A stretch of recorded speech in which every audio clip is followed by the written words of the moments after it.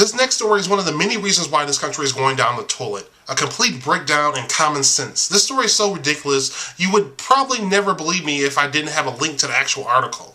In New Hampshire, 61-year-old Dennis Fleming comes home to his house. It's been burglarized.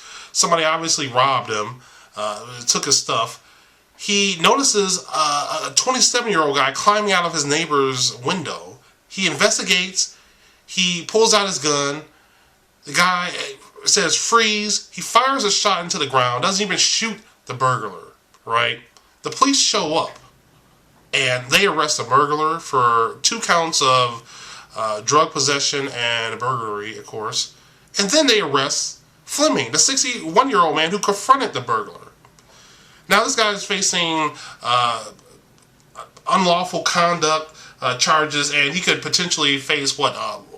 This is potentially a felony. Almost 7 years in prison. He could get a pretty serious penalty for standing up to this burglar.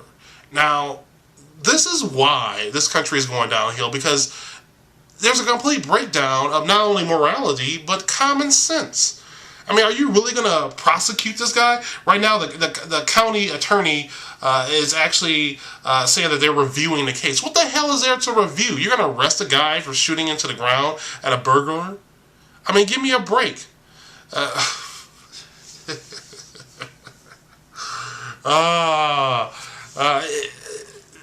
It really amazes me. So at this point, if you're going to go into a life of crime and actually start to break into people's homes, you're probably taking note of stuff like this. Like, okay, in New Hampshire, they'll do this, and they'll do... You know what? We have to stop being soft on these burglars. Okay, we have to stop being soft on the criminal element, whether it's Wall Street or whether it's street crime.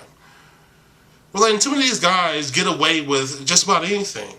I mean, we have to use common sense. Are you really going to charge that 61-year-old with a felony for standing up to that criminal? Now, what happens if nobody stands up to these criminals and nobody protects their home and nobody wants to help protect their neighbor's home? When if, with this type of environment, somebody, 2 guys break into a home, right? And and they have weapons and they are abusing or possibly raping someone, and the neighbors notice that there's something going on, right? They call 911, but like, what if 911 takes, like, what if the police take 10, 15, 20 minutes to get there? What if they have a firearm and they can go over there and they can intervene? What if somebody gets killed? What if they let somebody die simply because they figure, well, you know, if I do get involved, the police will try to throw me in jail too? Is this the type of environment we want to create right here in this country? You definitely take a risk when you go over there to confront the bad guy. You have to make sure it is an actual bad guy. But let's face it, he stopped this burglar. To be fair, this is an alleged burglar. He hasn't been convicted yet. However, it seems pretty obvious to me that there has been a serious breakdown of common sense in New Hampshire.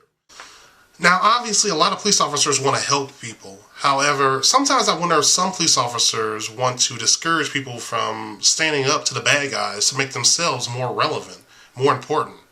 But maybe I'm wrong. You guys tell me what you think. Thanks for listening. Thanks for watching. And don't forget, the future belongs to those who prepare for it today. Bye.